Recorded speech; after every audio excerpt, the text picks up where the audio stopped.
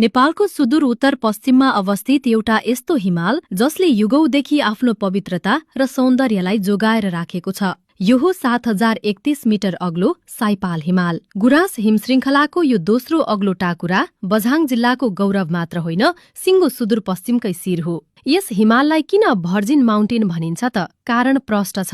विश्वका अन्य चर्चित हिमालहरूमा पर्यटकीय भीडभाड बढिरहँदा साइपाल आज पनि एउटा रहस्यमय र शान्त गन्तव्यको रूपमा रहेको छ। यहाँको कठिन भौगोलिक बनावट र प्राविधिक चुनौतीका कारण निकै कम आरोहीहरूले मात्र यसको शिखर चुम्ने साहस गरेका छन्। त्यसैले यहाँको प्रकृति, वनस्पति र संस्कृति आज पनि उत्तिकै शुद्ध र अछुतो छ। यस हिमालले नेपाल र तिब्बतको सीमामा एउटा विशाल पर्खाल झैं उभिएर उत्तरतर्फ सुरक्षा दिइरहेको छ। यदि तपाईँ साइपाल पुग्न चाहनुहुन्छ भने यात्रा निकै रोमाञ्चक छ। काठमाडौँबाट धनगढी हुँदै बझाङको सदरमुकाम चैनपुर पुगेपछि तपाईको असली पदयात्रा सुरु हुन्छ। तलकोट र विभिन्न लेकाली बस्तीहरू पार गर्दै भेडीगोठ र जंगली फूलहरूको सुगन्ध लिँदै झण्डै 5 देखि 10 दिनको पैदल यात्रापछि तपाईँ साइपालको आधार शिविर पुग्नुहुनेछ।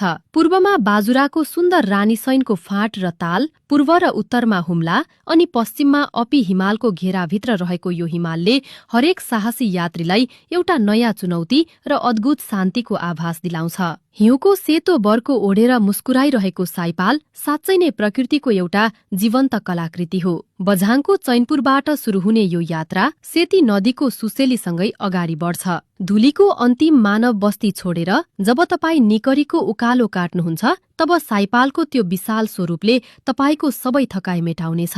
यो केवल यात्रा होइन, एउटा आत्मिक अनुभव हो। यदि तपाईँ हिमालको वास्तविक मौनता र सुदूरपश्चिमको मौलिकता अनुभव गर्न चाहनुहुन्छ भने साइपाल हिमाल तपाईको प्रतीक्षामा छ। केही स्रोतहरूले यसलाई अनमिचेड भनेका छन्, तर ऐतिहासिक रूपमा सन् 1963 मा एक जापानी टोलीले पहिलो पटक यसको सफल आरोहण गरेको रेकर्ड छ। तैपनि यसको विकटता र न्यून पर्यटकीय चहलपहलका कारण यसको भर्जिन पहिचान कायम छ। असोज कार्तिक र वैशाख जेठ सबैभन्दा उत्तम समय हो। धुलीभन्दा माथि होटलहरू नहुने भएकोले टेन्ट र खानेकुराको व्यवस्था आफै गर्नुपर्ने हुन्छ।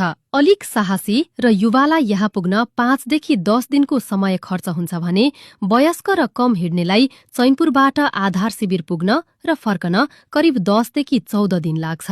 साइपाल हिमालको बझाङतर्फको मोहडाको आधार शिविरलाई स्थानीय भाषामा औलागार वा वरपरको फराकिलो पाटन क्षेत्र पनि भनिन्छ। यहाँबाट साइपाल हिमालको विशाल दक्षिण मोहडा आँखै अगाडि देखिन्छ।